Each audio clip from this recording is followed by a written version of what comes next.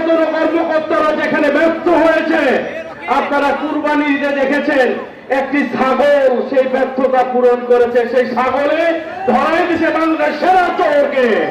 আপনারা জানেন বাংলাদেশের সরকার শুধু বিরোধী দলের নেতা কর্মীদেরকে ধরতে ব্যস্ত মরিয়া।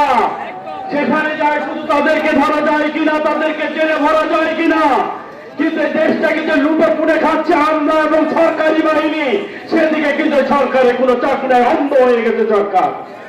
আপনারা দেখেছেন বাংলাদেশের আইন শৃঙ্খলা বাহিনী, ইন্টেলিজেন্সি ব্রাঞ্চ এবং সরকারের ঊর্ধ্বতন কর্মকর্তারা যেখানে ব্যর্থ হয়েছে, আপনারা কুরবানি ঈদে দেখেছেন একটি ছাগল সেই ব্যর্থতা পূরণ করেছে। সেই ছাগলে ধরাই দিছে বাংলাদেশের সেরা চোরকে।